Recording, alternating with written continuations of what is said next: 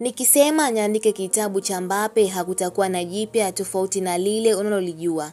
Nikisema niandike wakala wa Mbappe, basi sitaacha kuandika kuhusu kombe la dunia. Nikisema nikusimulie historia ya Mbappe, sitaacha alipozaliwa. Na nikisema sasa huu ndio wasifu wa Mbappe, basi nina mengi ya kukuhadithia. Mimi napenda kutoa salamu. Naanza na kukusalimu kwa jina la Jamhuri ya Muungano wa Tanzania. Kisha hii ni salamu ya Jamhuri ya Muungano ya wanamichezo wote ulimwenguni.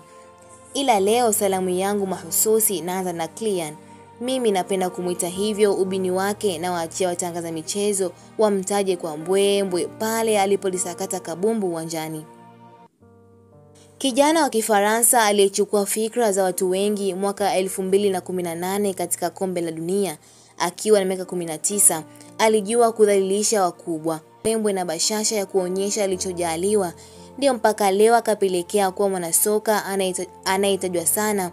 Haipiti wiki bila habari zake kusikika, iwe katika ulimwengu wa soka au maisha yake binafsi.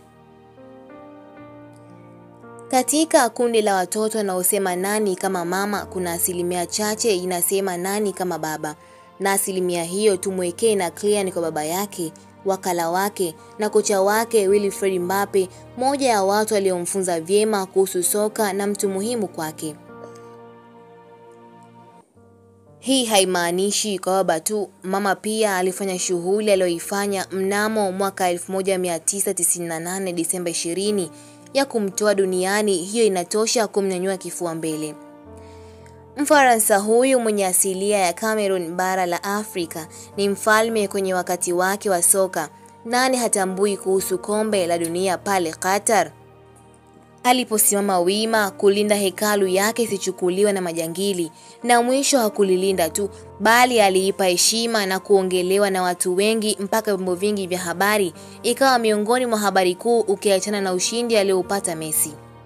Salamu za Kylian Mbappe zimfikie na Cristiano Ronaldo. Picha yake ilisimama wima chumbani kwa Kylian enzi zake na kumsukuma kufikia ndoto zake.